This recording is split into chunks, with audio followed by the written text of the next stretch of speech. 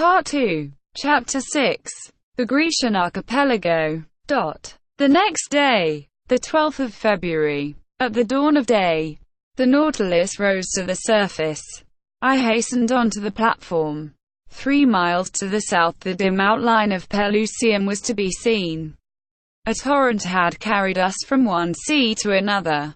About 7 o'clock Ned and Conseil joined me. "Well, Sir Naturalist," said the Canadian, in a slightly jovial tone, "and the Mediterranean, we are floating on its surface." "Friend Ned." "What?" said Conseil. "This very night." "Yes, this very night. In a few minutes we have passed this impassable isthmus." "I do not believe it," replied the Canadian. "Then you are wrong." "Master Land," I continued, "this low coast which rounds off to the south is the Egyptian coast. And you who have such good eyes, Ned, you can see the jetty of Port Said stretching into the sea." The Canadian looked attentively. "Certainly you are right, sir, and your captain is a first-rate man. We are in the Mediterranean." "Good. Now, if you please, let us talk of our own little affair, but so that no one hears us." I saw what the Canadian wanted, and, in any case, I thought it better to let him talk, as he wished it. So we all three went and sat down near the lantern, where we were less exposed to the spray of the blades. "Now, Ned, we listen. What have you to tell us?" "What I have to tell you is very simple. We are in Europe, and before Captain Nemo's caprices drag us once more to the bottom of the polar seas, or lead us into Oceania, I asked to leave the Nautilus. I wished in no way to shackle the liberty of my companions, but I certainly felt no desire to leave Captain Nemo. Thanks to him, and thanks to his apparatus, I was each day nearer the completion of my submarine studies, and I was rewriting my book of submarine depths in its very element. Should I ever again have such an opportunity of observing the wonders of the ocean? No, certainly not. And I could not bring myself to the idea of abandoning the Nautilus before the cycle of investigation was accomplished. Friend Ned, answer me frankly. Are you tired of being on board? Are you sorry that destiny has thrown us into Captain Nemo's hands?" The Canadian remained some moments without answering. Then, crossing his arms, he said, "Frankly, I do not regret this journey under the seas. I shall be glad to have made it. But, now that it is made, let us have done with it. That is my idea. It will come to an end, Ned. Where and when? Where I do not know. When I cannot say, or, rather, I suppose, it will end when these seas have nothing more to teach us." "Then what do you hope for?" demanded the Canadian. "That circumstances may occur as well 6 months hence as now by which we may and ought to profit." "Oh," said Ned Land, "and where shall we be in 6 months?" "If you please, Sir Naturalist, perhaps in China. You know the Nautilus is a rapid traveler. It goes through water as swallows through the air, or as an express on the land. It does not fear frequented seas.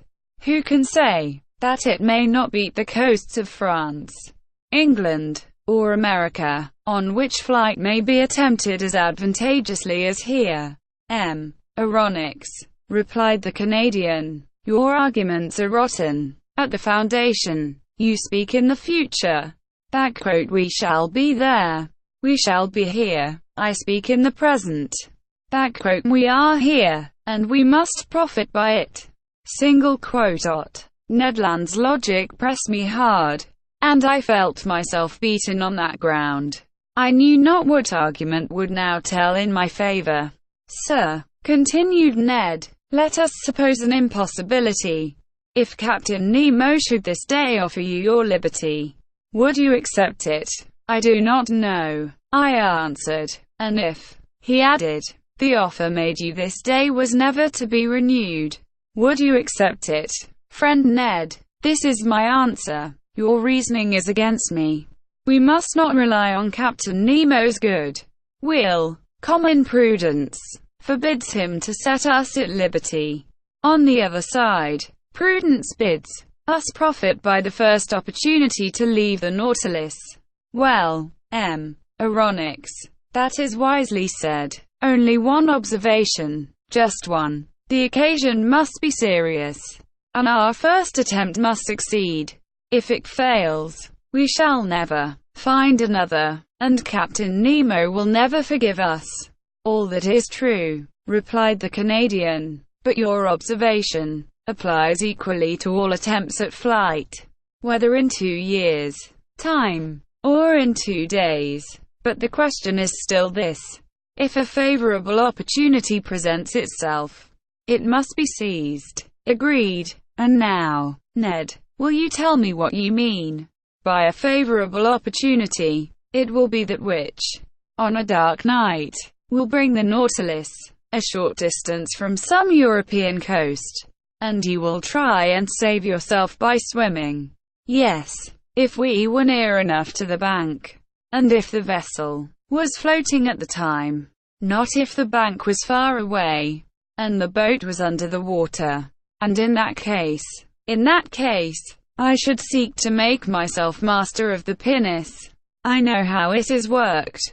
We must get inside, and the bolts once drawn, we shall come to the surface of the water, without even the pilot, who's in the bows, perceiving our flight. Well, Ned, watch for the opportunity, but do not forget that a hitch will ruin us.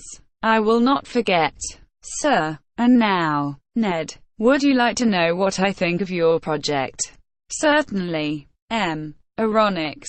Well, I do not say I hope. I think that this favorable opportunity will never present itself. Why not? Because Captain Nemo cannot hide from himself that we have not given up all hope of regaining our liberty, and he will be on his guard. Above all, in the seas and in the sight of European coasts. We shall see, replied Ned Land, shaking his head determinedly. And now, Ned Land, I added, let us stop here. Not another word on the subject. The day that you are ready, come and let us know, and we will follow you. I rely entirely upon you. Thus ended a conversation which, at no very distant time, led to such grave results. I must say here that facts seemed to confirm my foresight. To the Canadian's great despair, did Captain Nemo distrust us in these frequented seas? Or did he only wish to hide himself from the numerous vessels of all nations which plowed the Mediterranean? I could not tell, but we were oftener between waters, and far from the coast. Or, if the Nautilus did emerge, nothing was to be seen but the pilot's cage, and sometimes it went to great depths, for, between the Grecian Archipelago and Asia Minor we could not touch the bottom by more than 1,000 fathoms. Thus I only knew we were near the island of Archipelago. One of the sporades, by Captain Nemo reciting these lines from Virgil. Carpathio Neptuni Gurgit Vates, Carolius Proteus, as he pointed to a spot on the planisphere. It was indeed the ancient abode of Proteus, the old shepherd of Neptune's flocks, now the island of Scarpanto, situated between Rhodes and Crete. I saw nothing but the granite base through the glass panels of the saloon. The next day, the 14th of February, I resolved to employ some hours in studying the fishes of the archipelago, but for some reason or other the panels remained hermetically sealed. Upon taking the course of the Nautilus, I found that we were going towards Candia, the ancient Isle of Crete. At the time I embarked on the Abraham Lincoln, the whole of this island had risen in insurrection against the despotism of the Turks. But how the insurgents had fared since that time I was absolutely ignorant. And it was not Captain Nemo, deprived of all land communications, who could tell me. I made no allusion to this event when that night I found myself alone with him in the saloon. Besides, he seemed to be taciturn and preoccupied. Then, contrary to his custom, he ordered both panels to be opened, and, going from one to the other, observed the mass of waters attentively. To what end I could not guess. So, on my side, I employed my time in studying the fish passing before my eyes. In the midst of the waters a man appeared, a diver, carrying at his belt a leathern purse. It was not a body abandoned to the waves. It was a living man, swimming with a strong hand, disappearing occasionally, to take breath at the surface. I turned towards Captain Nemo, and in an agitated voice exclaimed, "A man shipwrecked. He must be saved at any price." The captain did not answer me, but came and leaned against the panel. The man had approached, and, with his face flattened against the glass, was looking at us. To my great amazement, Captain Nemo signed to him. The diver answered with his hand, mounted immediately to the surface of the water, and did not appear again. "Do not be uncomfortable," said Captain Nemo. "It is Nicholas of Cape Matapan, surnamed Pesca. He is well known in all the Cyclades. A bold diver. Water is his element, and he lives more in it than on land, going continually from one island to another, even as far as Crete. You know him, Captain. Why not?" Ironics. Saying which, Captain Nemo went towards a piece of furniture standing near the left panel of the saloon. Near this piece of furniture, I saw a chest bound with iron, on the cover of which was a copper plate, bearing the cipher of the Nautilus with its device. At that moment, the captain, without noticing my presence, opened the piece of furniture, a sort of strong box, which held a great many ingots. They were ingots of gold. From whence came this precious metal, which represented an enormous sum? Where did the captain gather this gold from, and what was he going to do with it? I did not say one word. I looked. Captain Nemo took the ingots one by one, and arranged them methodically in the chest, which he filled entirely. I estimated the contents at more than 4,000 pound weight of gold, that is to say, nearly L200,000. The chest was securely fastened, and the captain wrote an address on the lid, in characters which must have belonged to modern Greece. This done, Captain Nemo pressed a knob, the wire of which communicated with the quarters of the crew. 4 men appeared, and, not without some trouble, pushed the chest out of the saloon. Then I heard them hoisting it up the iron staircase by means of pulleys. At that moment, Captain Nemo turned to me. "And you were saying, sir?" said he. I was saying nothing, Captain. "Then, sir, if you will allow me, I will wish you good night." Whereupon he turned and left the saloon. I returned to my room much troubled. As one may believe, I vainly tried to sleep. I sought the connecting link between the apparition of the diver and the chest filled with gold.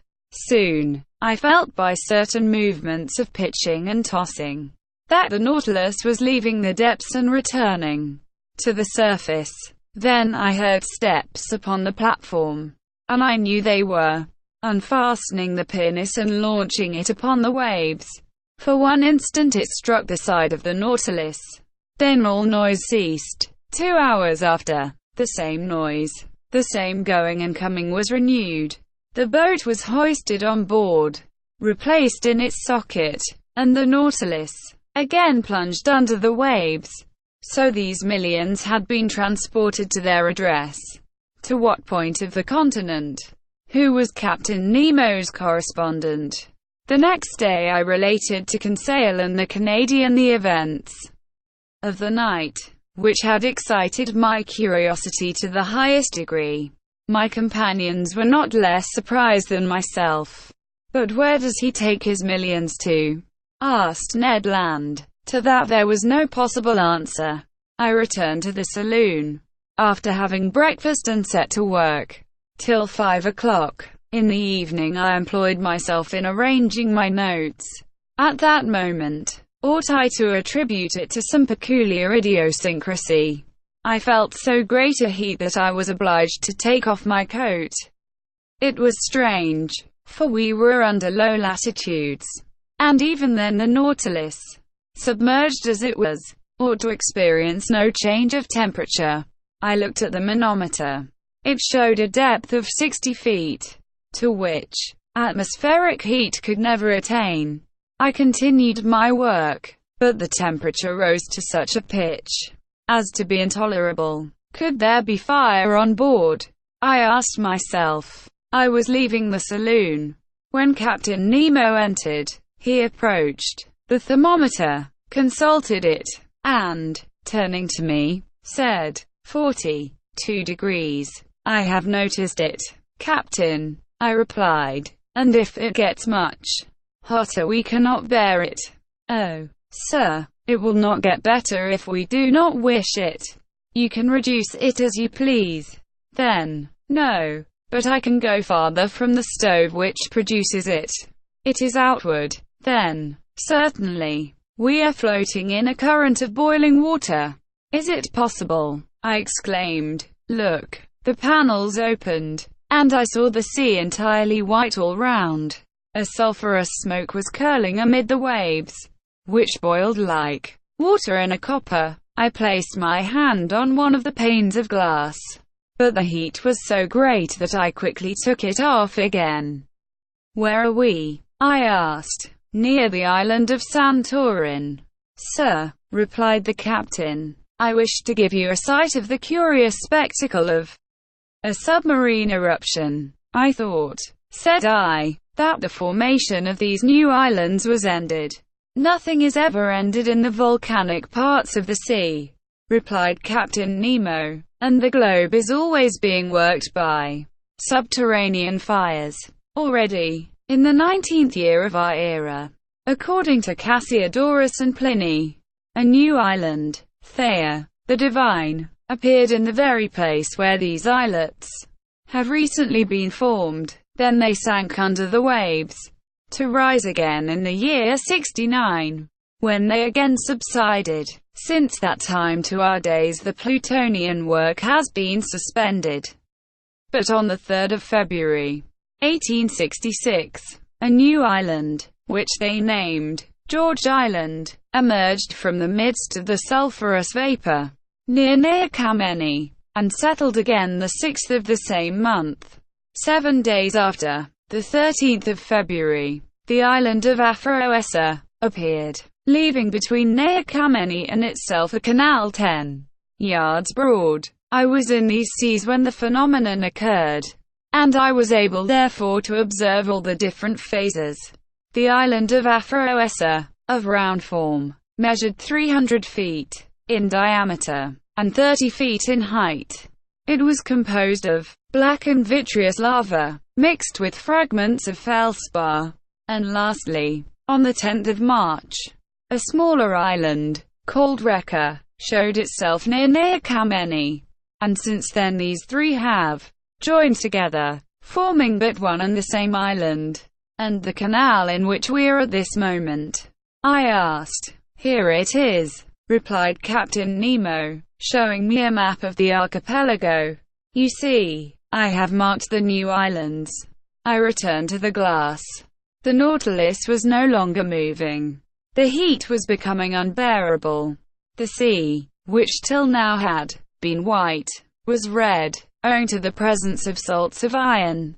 In spite of the ships being hermetically sealed, an insupportable smell of sulfur filled the saloon, and the brilliancy of their electricity was entirely extinguished by bright scarlet flames.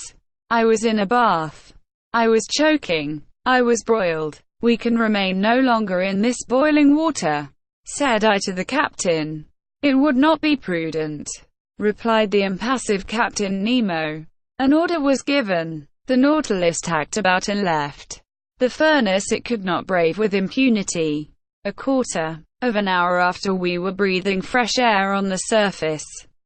The thought then struck me that, if Ned Land had chosen this part of the sea for our flight, we should never have come alive out of this sea of fire.